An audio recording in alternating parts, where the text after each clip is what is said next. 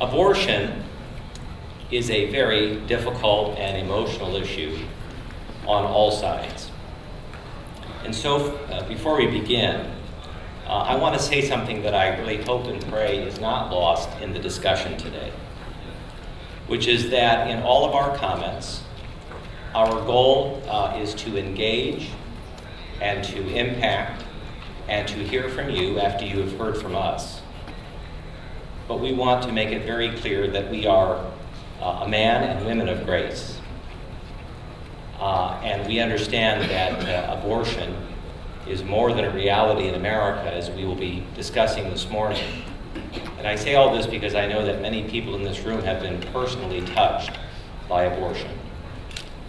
In fact, at this point, statistics show that every year, something like 2% of American women between the ages of 15 and 44 have at least one abortion. And at that current rate, that means about a third of American women will have at least one abortion. I believe the pro-life movement today is facing a period of great challenge, but great opportunity. And it is that latter part that we want to focus on in the panel today. We have a wonderful panel of experts, and I'm excited to hear from each of them. But I would first like to set the stage by highlighting a few of the challenges and prospects facing the pro-life movement and tell you why we at Focus on the Family think our future is very bright in the pro-life movement.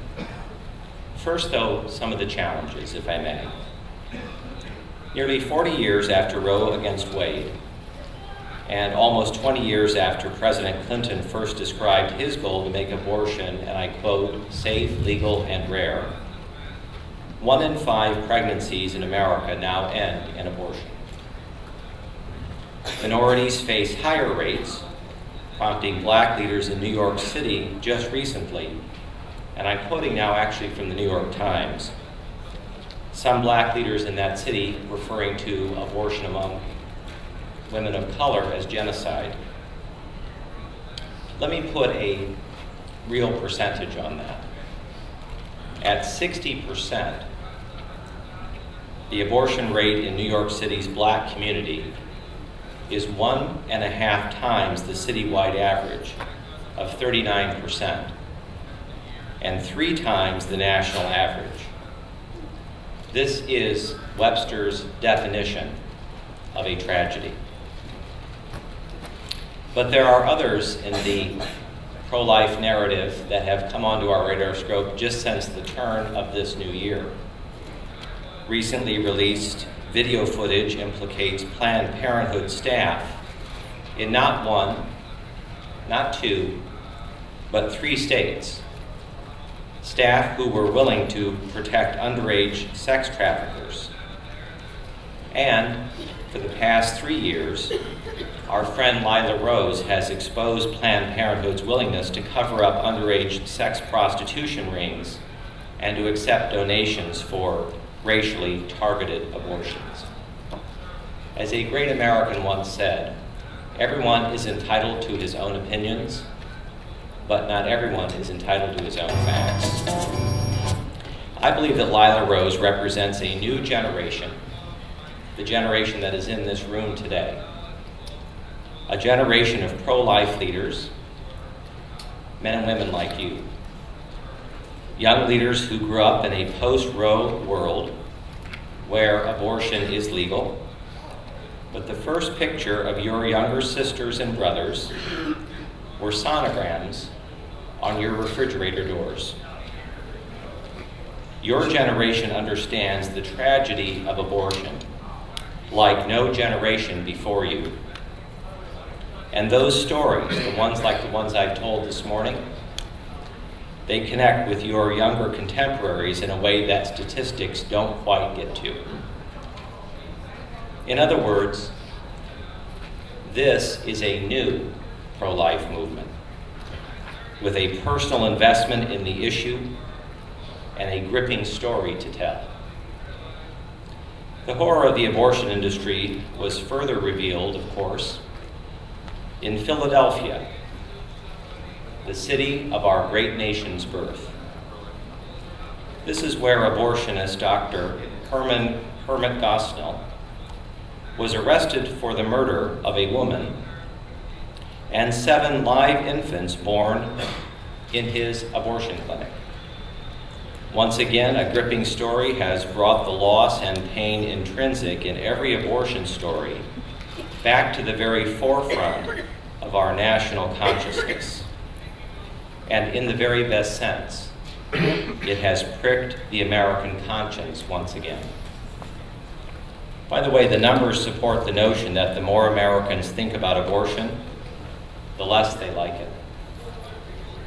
In fact, in 2010, in the midst of the healthcare reform debate in Congress, much of it, as you know, over abortion funding, a Gallup poll found for the first time that your generation, adults younger than 30, you are more pro-life than your parents or your grandparents.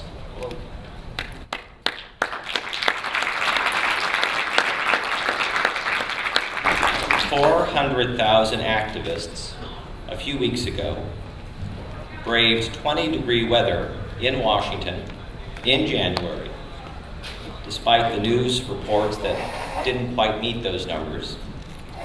But what was extraordinary is that something like 75 or 80% of the marchers who passed near the Focus on the Family Washington office, we are just across the street from the Supreme Court, more than 75 or 80% of those marchers, again, were 25 years of age or younger. This is something to celebrate.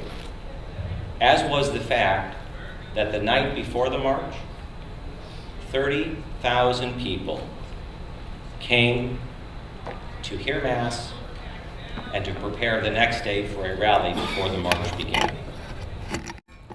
I could go on and on and on, because the statistics remain ever more startling and the pro-life movement remains ever younger.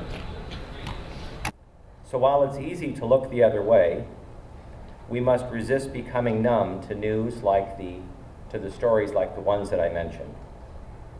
Rather, we should become informed, and we need to talk about these issues, we need to pray about them, and we need to act on what we know.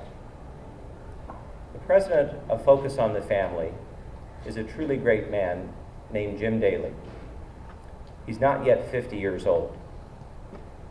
And he has made it very clear in our ministry and in a Focus on the Family broadcast, even on this day, that as Christians, we must be convicted that we know God's heart is weeping over what has happened in New York City, in what has happened in Philadelphia, indeed what has happened for the 48 million American babies killed since Roe v. Wade was enacted.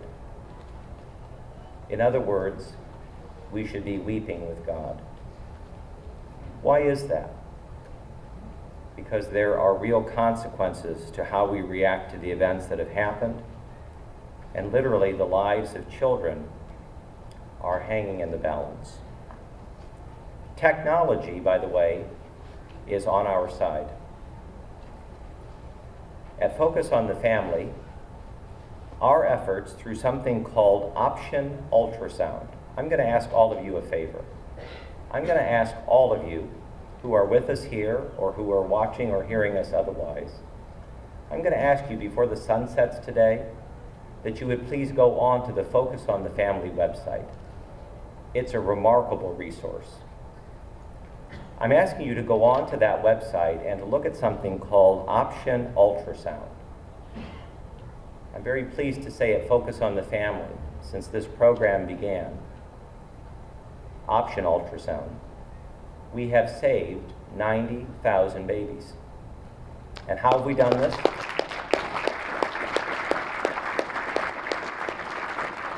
We have found ways to partner with places, clinics, the good kind, that offer the option of ultrasound, and we help purchase those machines. And by the way, with the majority of Americans taking a pro-life position for the first time in years, we can be encouraged that the culture is responding to life. Let me say something else, if I may. Many pro-abortion advocates have stated that their goal for abortion is to have it become safe, legal, and rare, using the Clinton mantra. I want to go back to that for a moment, because I think it's very important for our panel discussion today. As the pro-life movement, we can agree that abortion should be rare, and we can work together towards this goal. We can never agree that abortion is safe, because we believe it takes the life of a preborn child.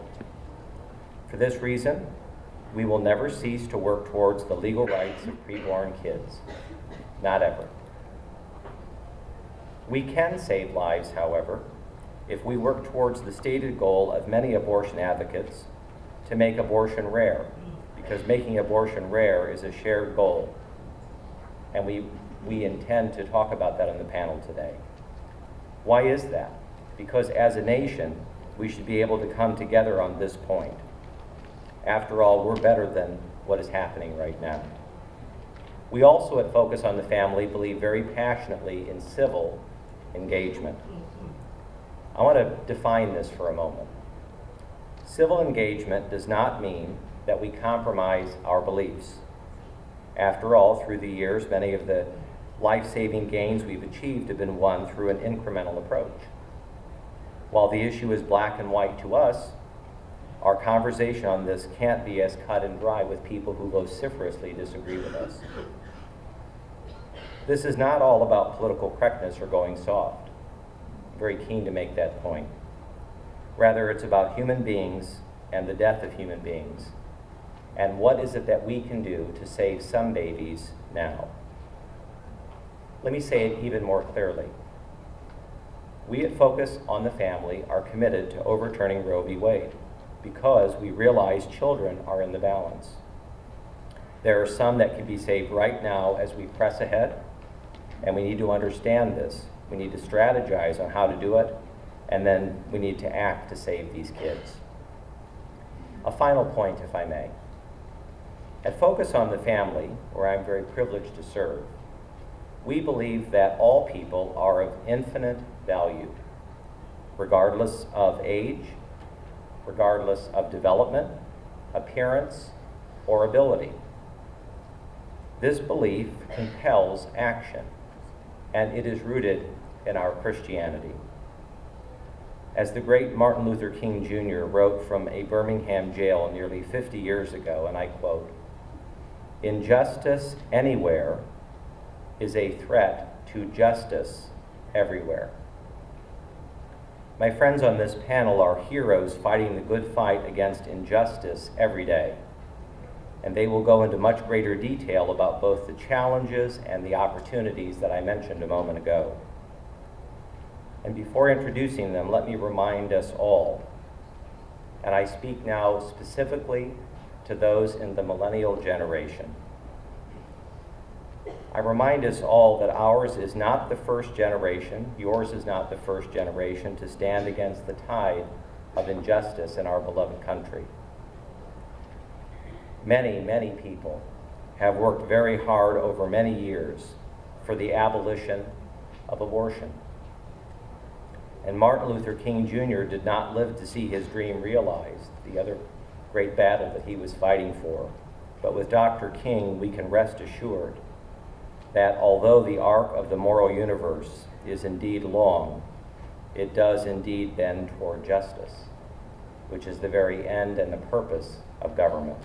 And I think it's very appropriate that in that one sentence we remember, in light of the abortion discussion, in light of Dr. King's great sentence, that at the end of the day we're talking about life as intertwined with justice.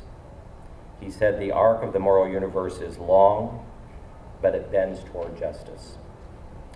I'm very keen, before we introduce our first panelist, to show for you something we've done at Focus on the Family from Spotlight. And I think ahead of our first panelist, this will put things very nicely into perspective. So as they used to say, please roll tape.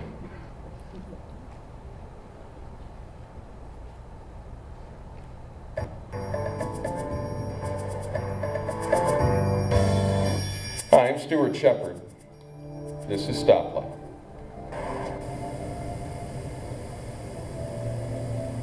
New York, Los Angeles, Chicago, Houston, Phoenix, Philadelphia, San Antonio, San Diego, Dallas, San Jose, If you added together all the populations of these cities, Detroit, San Francisco, Jacksonville, Indianapolis, Austin, Columbus, Fort Worth, Charlotte, Memphis, Boston, every man, woman, and child, all combined, Baltimore, El Paso, Seattle, Denver, Nashville, Milwaukee, Washington, Las Vegas, Louisville, Portland, all of these cities full of life, added together, would bring the total to Oklahoma City, Tucson, Atlanta, Albuquerque, Kansas City, Fresno, Mesa, Sacramento, Long Beach, Omaha, just about 48 million lives, which is our best estimate.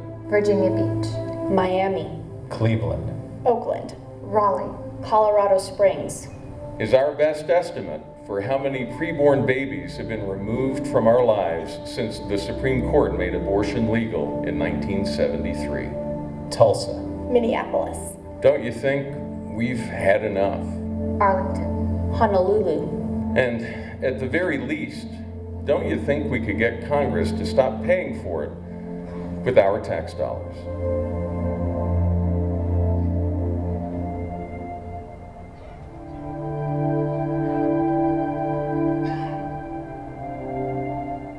Because if we don't make a change, next year we'll add Wichita, St. Louis, New Orleans, Tampa,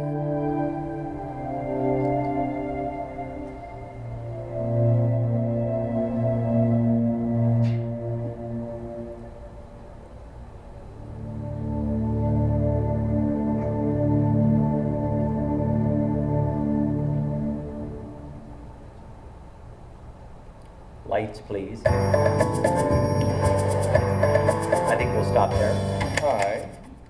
Right.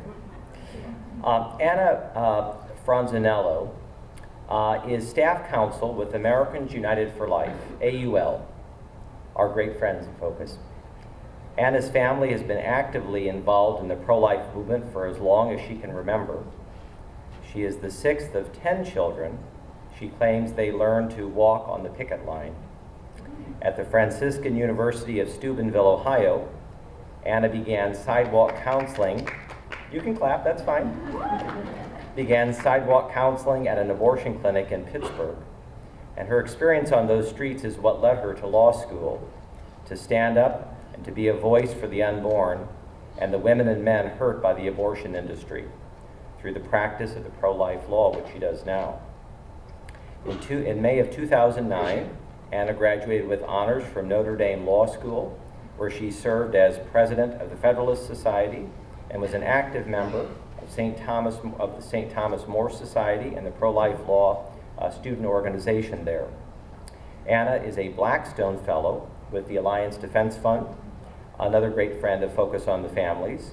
And the summer before joining AUL as staff counsel, Anna worked for Notre Dame's Center for Ethics and Culture, helping to develop their pro-life initiative, the Notre Dame Fund to Protect Human Life. You've done all of that. And at AUL, Anna's work focuses primarily on federal issues. Please welcome Anna to the microphone.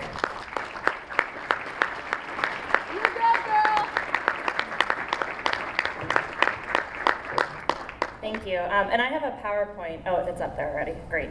I hope this works because I'm counting on pictures to help entertain you in case I get boring. Oh, wait. Will that go forward one? Oh, yeah. Okay. We're good. The goal for Americans United for Life is a nation where everyone is welcomed in life and protected in law. And to do that, we help legislators on the state and federal level write laws that protect human life at every stage, and we defend those laws when they're challenged in the courts. Each year we publish Defending Life, and this is a resource manual that combines our model legislation, expert analysis, and 50 state report cards. It comprehensively addresses abortion, protection of the unborn in contexts outside of abortion, bioethics, end of life, and healthcare freedom of conscience. Given the time today, I can't get into all of those, and I'm just going to highlight a few of AUL's current projects and legislative priorities for 2011. In particular, I'm going to focus on abortion, which is the ultimate exploitation of women. As Tim mentioned, the mantra of the abortion lobby is to keep abortion safe and legal.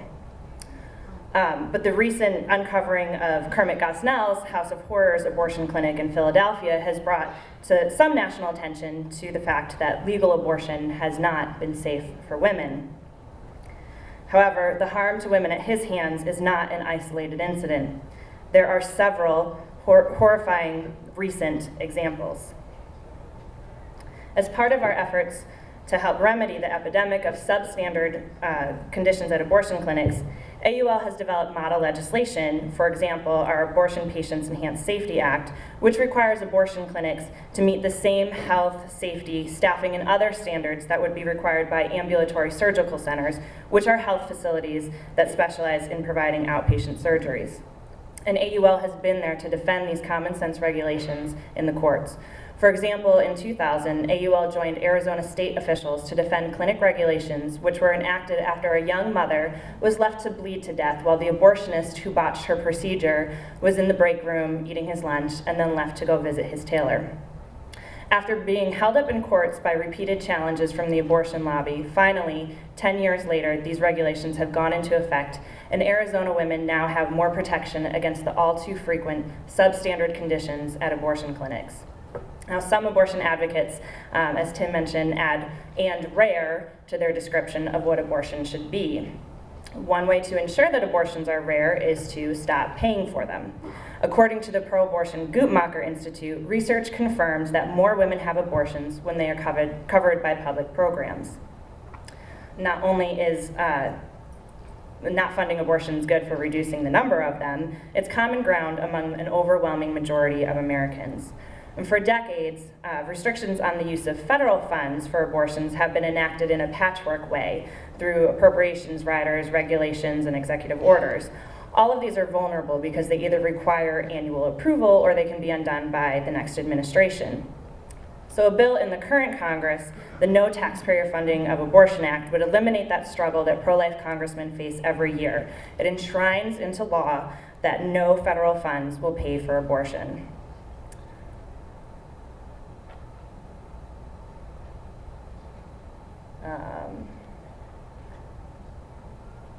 There we go. Now, speaking of paying for abortions, the Patient Protection and Affordable Care Act, passed by Congress last year, creates a host of problems, serious threats to life. It permits taxpayer funding of abortion, and the executive order fails to remedy this. It also fails to protect conscience rights, and it contains other life-threatening provisions that leave the chronically ill, the disabled, and the elderly particularly vulnerable. We've been active at the state and federal level to draft and pass legislation to address these concerns. For example, we have worked with several states to pass legislation opting out of the abortion funding in the healthcare reform law. And one of the federal bills that we support that would address abortion funding and conscience concerns is the Protect Life Act, and it's being marked up in the Energy and Commerce Subcommittee on Health this morning. Now, Planned Parenthood, my best friends, they claim they are many things to many people. But one undeniable thing that they are to all of us is that they are the nation's largest abortion provider, reporting that they performed over 324,000 abortions in 2008. Another fact about the abortion giant is that it received over $363 million in government funds. That means nearly 1/3 of Planned Parenthood's revenue is coming from the taxpayer's pocket. Although these funds are supposedly for its family planning services, we are subsidizing Planned Parenthood's abortion industry by covering its overhead and operational costs. A bill that has been introduced in the House, the Title X Abortion Provider Prohibition Act, ensures that federal family planning funds are not subsidizing the abortion industry. And AUL also has legislation, the Title X Transparency and Consistency Act, that will ensure that state funds are not being funneled to Planned Parenthood. We are also calling on Congress to immediately freeze Planned Parenthood's funding and to enact a full-scale investigation into the recent misdeeds that Tim already outlined, and I know Kristan is going to expand on in her presentation.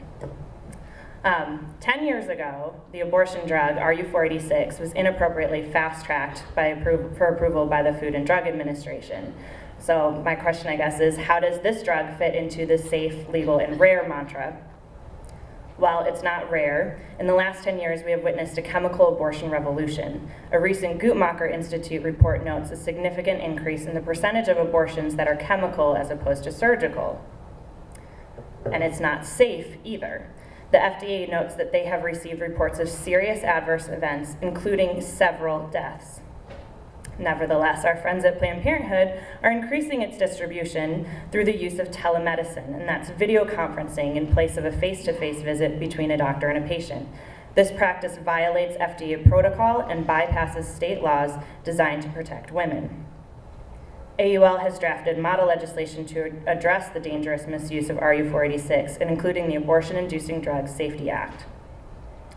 Now we have a new challenge in the chemical abortion assault, because in August last year, the FDA approved a new abortion-causing drug, but misleadingly labeled it as emergency contraception.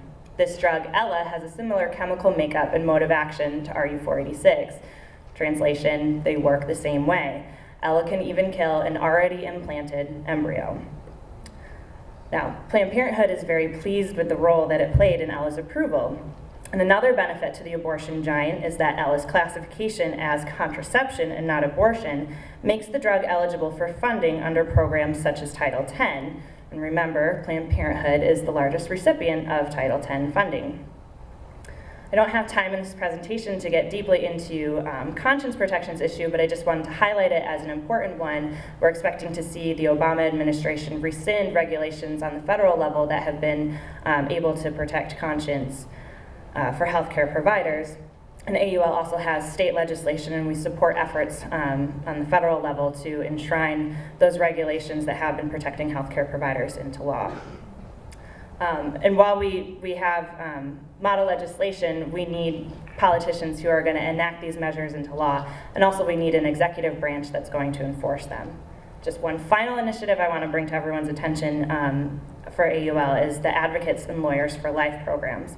We're able to use our legal expertise and experience to establish and sustain pro-life law groups at law schools, promote networking and mentoring between pro-life students and lawyers, and help enlist pro-life attorneys to speak at law schools and organize regular receptions and conferences. And one project with Advocates for Life that I was fortunate to work on was publishing a constitutional law and abortion primer.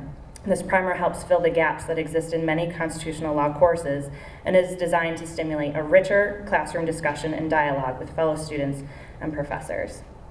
I look forward to the question period, and AUL also has a table here at the conference and we'll be here all weekend. Thanks.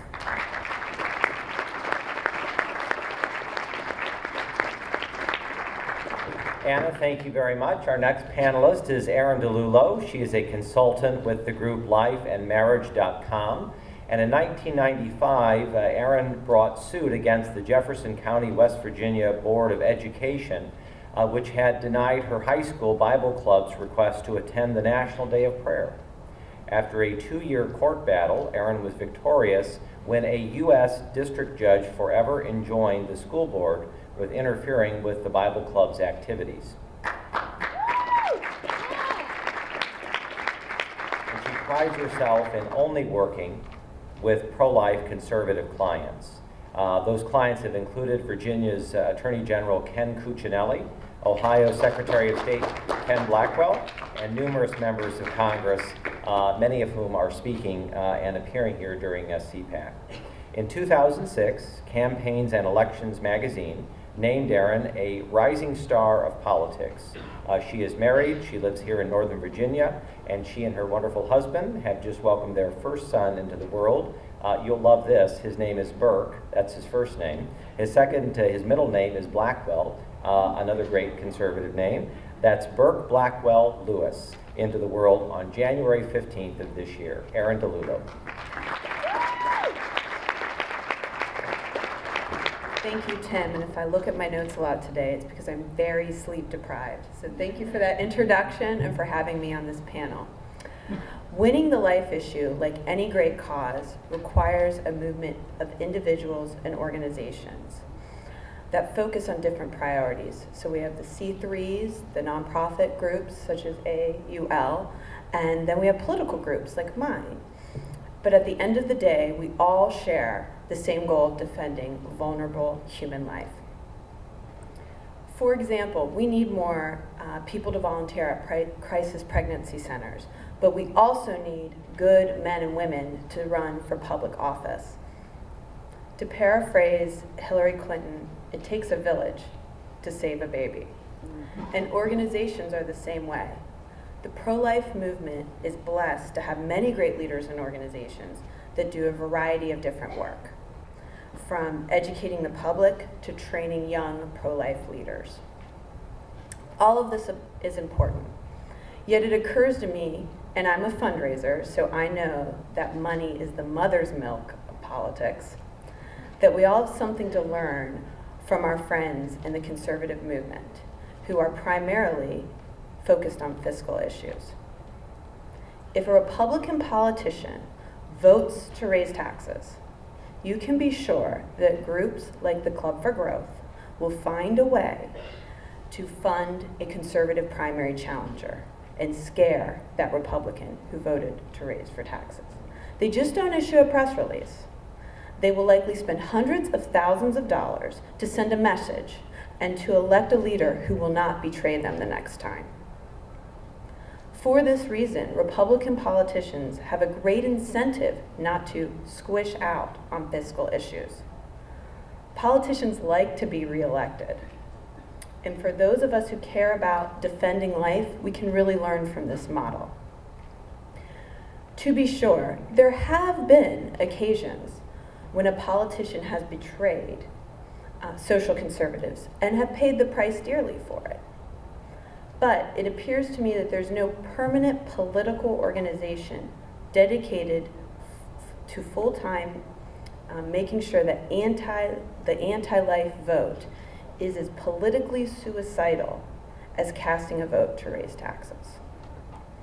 And frankly, our goal at lifeandmarriage.com is to change that by being directly involved in supporting pro-life candidates and opposing incumbents candidates who do not respect the right to life. As President Obama said recently to a group of Latino leaders, we're going to punish our enemies and we're going to reward our friends who stand with us on the issues that are important to us. Last cycle, through our 501c4, we were 8 for 8 in supporting conservative primary candidates. Of course, while keeping Republicans in line can be a full-time job, there are plenty of Democrats who represent pro-life communities who also must get the message. Stephanie Herthus Sandlin in South Dakota was a great example. She took over $800,000 from the pro-abortion lobby. And now Kristi Noem is a congressman from South Dakota.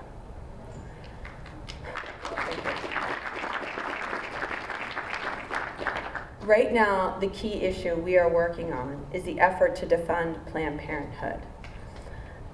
Please thank you. Please also check out our sister organization, defundabortion.org, to see if your member of Congress is supporting the effort to end taxpayer subsidies for abortion. Of course, this is not merely an issue that impacts the pro-life community. Removing taxpayer funding of abortion is a fiscal issue too. And with all due respect to Governor Mitch Daniels and the other trucers out there, the right to life is not something we can put on the back burner for another year.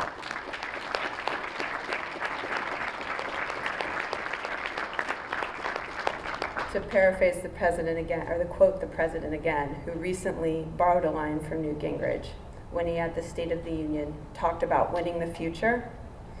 When I look at my 3-week-old son Burke and contemplate the importance of the great struggle that we're all engaged in, I can't help but think that winning the future means making sure the most vulnerable among us are guaranteed a future. I'm honored to be part of this panel. I'm honored to be part of this panel with so many great pro-life leaders and young women as well. No offense, Tim, who are doing tremendous work for this vital cause. Thank you, and God bless.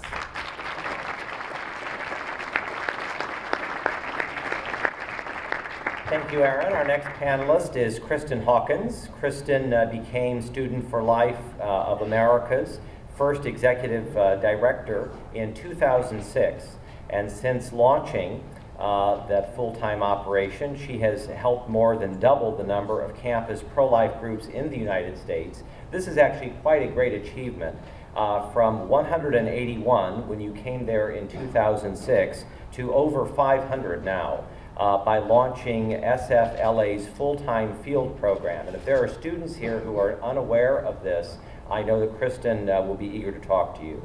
And as Executive Director, Kristan directs the mission and strategy of Students for Life of America. Most recently, she is known for her work leading the very successful Stop the Abortion Mandate Coalition, which brought together over 70 pro-life and pro-family leaders in a national coalition dedicated to stopping government funding of abortion and healthcare reform. In addition, she has launched healthcareforgunner.com. That's healthcareforgunner.com. And this was launched in June of 2006. This is a website dedicated to her son Gunnar, who suffers from cystic fibrosis, and it's done to raise the issue of healthcare rationing in a government healthcare system. And since working at Students for Life, Kristan has been awarded, in this order, the Susan B. Anthony Young Leader Award, the Dr. William Hogan Education Prize for Pro-Life Leadership, the 2006 Wyrick Youth Leadership Award, and a 2010 Life Prize Award.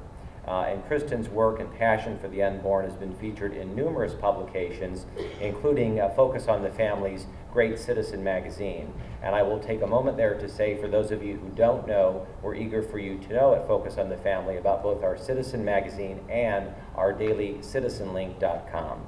So Kristan, please come and tell us about your great work.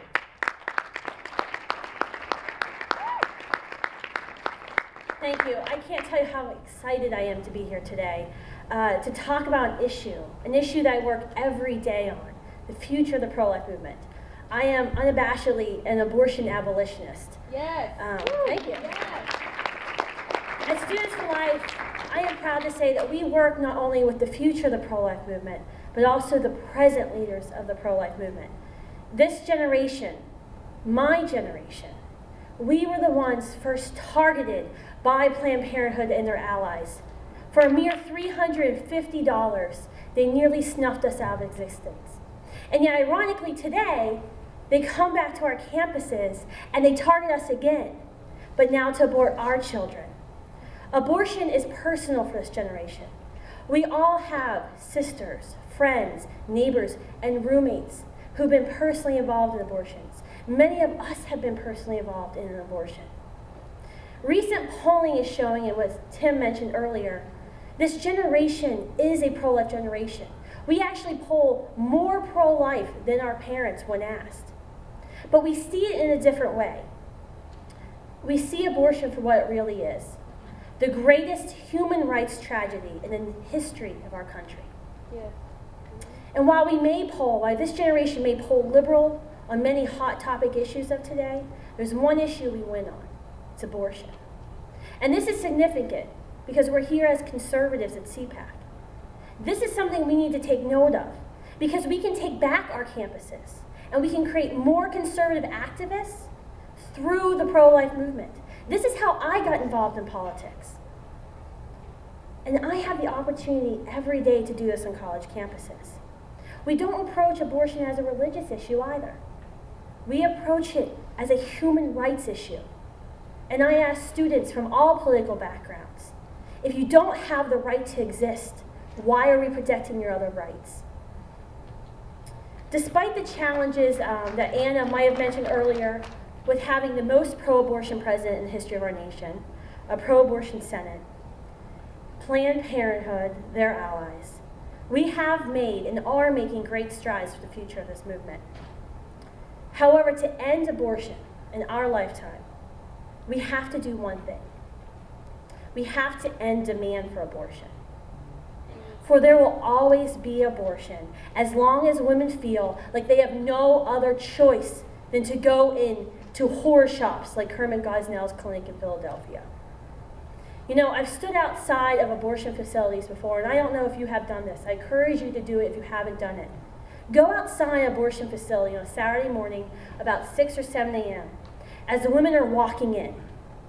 Many of them are crying. They're scared. They're shaking. They're looking down at the ground, ashamed. When they leave a few hours later, they look the same way, and sometimes even worse. You can ask any woman, you can ask Planned Parenthood, and they will tell you no woman wants to have an abortion. A woman has an abortion because she feels like she has no other option. The culture of death, our nation tells her this is her justice, so she can finish her schooling, so she can finish her career. Her boyfriend tells her, I will stay with you, I'm just not ready to be a father. Her parents tell her, you need to do this because we're going to be embarrassed. No one wants to have an abortion. No woman wants to have an abortion, but she feels like she must. Like Jessica at Sacramento State. For her second abortion, she went to her church, and she did not want to have a second abortion. She went to her church as a final option and said, what can I do? And her church told her, abortion is the best option for you. When she met Megan, the girl starting our pro-life group at Sacramento State, she told her, I didn't want to have the abortion. I wish you would have been here last semester because everyone told me I had to have the abortion. So our job as pro-life and conservative leaders is to show these women what real justice is. That she can have her child. And while she may have made a mistake, we're there to support her. And we will help her get the housing she needs. We're going to help her finish her education. And we're going to help her become self-sufficient so she can raise her child in prosperity. This is the future of the pro-life movement. And this is what my organization, Students for Life, this is what we strive to do every day. We start high school, undergraduate, law, med, student pro-life groups, not only to educate those who are most targeted by abortion, this generation, but also to provide hope, real hope and justice on these campuses. Every day lives are being saved because students are standing up and taking a simple action and saying, I'm here for life. I'm here to help you. And just like the 3 legs of the conservative stool, the pro-life movement has different legs. We have a political and legal leg. We have a ministry leg. And we also have an education leg. Today I want to talk just a few minutes about the grassroots activism part of the pro-life movement, both ministry and education. This is my favorite part. I'm an abortion abolitionist, right? I couldn't do law school later. I couldn't do it. I couldn't make it through. I have to be on the street. Organizations like 40 Days for Life, they go out, they've mobilized, and they go out to the Planned Parenthood facilities, and they train a whole generation, people who are students, who are professionals, who have never been involved in the pro-life movement before, and they give them something to do. They train them to be sidewalk counselors and prayer warriors for the movement. They peacefully stand in front of the clinics, and just by having that presence, they raise community awareness that murder is going on right in here. They have literally shut down abortion clinics because they've done so much PR damage in just 40 days. Students for Life and other organizations like Online for Life, we try to use new media to reach women and men who are most targeted by the abortion industry. Organizations like the Family Research Council provide ultrasounds to pregnancy help centers. So when that abortion-minded woman walks into their facility, they can show her, your baby has a heartbeat, and it's loud and it's strong. Leaders like Lila Rose, a former Students for Life intern, she has started her own organization as the modern-day muckraker. In history, when we write the history of the pro-life movement, her videos will be right there and saying this is when Planned Parenthood was defunded. Her videos go into the abortion facilities and they show that Planned Parenthood is not there to help women. They are there for one purpose, to make money. Students like Megan at Sacramento State, who, when Jessica told her, I didn't want to have the abortion, Jessica said, I'm going to take you. Megan said, I will take you to get healing. And a couple months ago, Jessica came back to Megan and said, I'm pregnant again. And Megan said, what are you going to do? And she said, I don't know. I don't know what I'm going to do. And Megan said, let me help you. Let me help you. And she has her entire pro-life group supporting Jessica, having a baby shower in just a couple of weeks. And they have prayers going around Sacramento for Jessica, because we have to break the cycle. Students every day and adults are going onto Facebook. They're going onto Twitter. They're using their cell phones as text messaging. And they're standing for life by just making one statement. They join coalition efforts online like Ella Causes Abortions or Stop the Abortion Mandate. They participate in 40 Days for Life events or other community events in their neighborhood. And they donate their time and their money to pregnancy resource centers, which show mothers real justice. My friends, this is how we'll end demand for abortion. By being the light for those women who are in the darkness, who are scared. The future of the pro-life movement is that we will end abortion. And we're going to end abortion by showing women the true justice that they have. Thank you.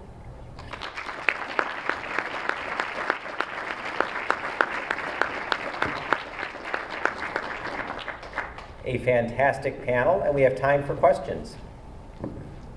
And somebody has to be brave enough to go first. And we have microphones set up. Yes, sir. I live in New York State, and I believe we have a bond act that funds stem cells. I think it's a couple $2 billion, and recently they started using it for egg harvesting.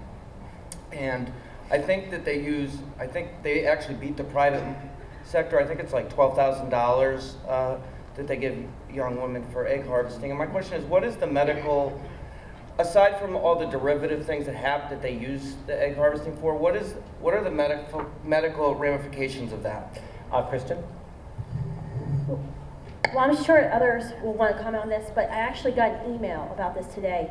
There is a woman, Dr. Jennifer Law, who has produced a movie called Eggsploitation about this very issue, and I would encourage you to go online and watch that. They are showing this in house parties across New York State right now, talking about the effects, the physical effects that there are on the women. Right. Quick Yes, sir. question. It seems like we're closing the barn door after the cows are out. We're waiting until they're pregnant to do something. Is there any education out there that, just change our thought process, that your purity is a gift for your future spouse? Actually, that's an excellent question. Anna, do you want to address that? Well, I think that, yes, education is a big part of everything that we do, but even a lot of our legislation that we've worked on and that we support are also to help women who are pregnant, or to, defunding Planned Parenthood is a huge thing, because that's who's in the schools right now educating this generation. I went to public schools. I know what you're taught there. So defunding Planned Parenthood goes a long way, besides giving them money for abortion. I'm actually glad that you asked this question, because we at Focus on the Family at CitizenLink, we think really a lot about this. It's not just about saying it, it's the do part. What would that constitute? Let me give a couple of examples just to address the heart of your question. We could require mandatory sonograms for abortion-minded women. That would be something long before the barn door. The second thing is counseling. We at Focus on the Family have one of the most extraordinary counseling services in the United States. We are merely a phone call away in that regard. 7-day waiting periods. We could create a national waiting parents adoption list, adoption care, orphan care, foster care. This is a very important part of what you're asking about. And then obviously, to underscore what everyone is saying here, this is our 501c4 hat. You can educate and communicate. And one thing you can do by email, phone, fax, letter, smoke signals, carrier pigeon, you can let your senators and congressmen know that defunding Planned Parenthood would be an awfully good idea. Do you have abstinence? Thank you very much.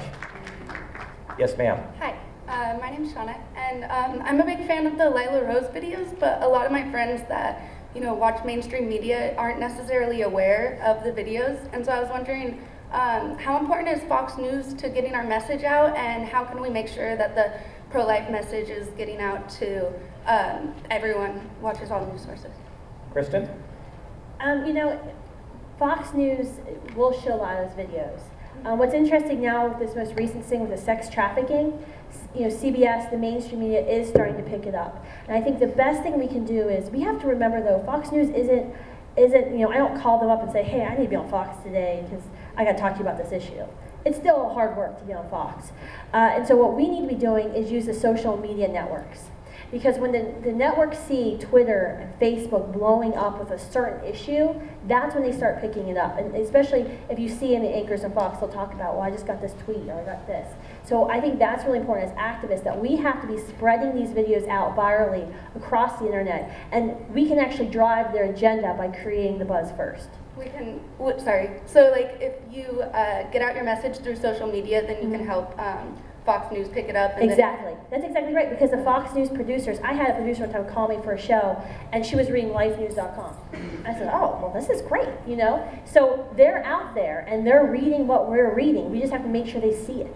And then how do we make sure that it comes from Fox News to the other media outlets so that other people get the message? Well, I think you say, once one covers it, the others will cover it. Yeah, thank you. I'd like to pick up on that too, if I may. At CitizenLink, we had a wonderful discussion last night before the presidential banquet. And I was talking with a woman who lives in Williamsburg, and she has children, and very much in the age group of people here. And she asked her children, why is it that your generation is more pro-life? What was the trigger? And the trigger was that your generation knows how to take 2 clicks of a mouse and to share things with lots of people. And one of the things you've all been sharing is pictures. The pro-life movement benefits exponentially from the new media and from social media. We can have a big discussion today about saving babies, which we're going to continue to do. But when you actually see a 3D sonogram, not even the president of Planned Parenthood can deny that that is what it is. Yeah. Yes, ma'am. Hi, my name is Bree Short, and I'm from the University of Washburn. And I just had 2 questions today. My friend, how about one? Okay, I can go with one. Good. I have a lot of liberal friends, and You have a lot of? Liberal friends, and they always argue that, well, what is a woman to do if she has been raped and then impregnated, and what is a good response to that? Anna? I was going to say, I don't know if you've read, Abby Johnson, who was a former director of a Planned Parenthood clinic, has a book, Unplanned, and one of the things she talks about in there is how she really felt when she was working for them in some ways that she was helping women, and she brings up the case of rape, and she talks about how the women that she counseled that were rape victims, the ones that that chose to give life and go through adoption, were much better in the long run than those that she counseled for abortion. So I think, just the mental health effects on women, abortion is a short-term solution to people's problems, but it doesn't undo rape, so it's just kind of compounding the things that they're dealing with down the road. So I would say that that's kind of the best answer. It's about women's health, but also, we don't punish children for the sins of their father, so. Kristan, And I just briefly? said one thing, that we brought postcards answering that question. They're on our booth. We give out on college campuses to start the conversation. So come by our booth later. Yes, and actually in that regard, Americans United, CitizenLink, and Students for Life, we have booths, and we are eager for all of you to come visit us. We have a plethora of material, and we'd like nothing more than to meet you and to learn about you. Yes, sir. Hello, good afternoon. My name is Matthew from East Carolina University Chapter for Students for Life. And I was wondering if y'all could have some advice for young apologetics person like me, because I pride myself on being a debater, and nothing gives me more joy than educating a pro-choice person. So I was wondering if you have, some advice and or some resources that I could get a hold of that would, help me and help that I could distribute to the rest of the chapter, help us really define our arguments and change people's minds. Great. I will add one thing. Erin's going to comment upon that. Every one of the groups here is resource rich. And to go back to a comment I made earlier, I recommend highly that you go onto their websites and take a look because there's remarkable material there. Erin. Yes, thank you. One of the most difficult things about convincing others is it's not popular. I mean, I'm a fundraiser here in DC.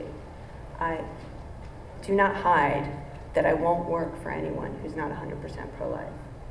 When you are inside the Beltway and dealing with party people from either side of the aisle, you get looks like, what? You actually have an ideological stance where you will not take a client, you will not work with a group or a candidate.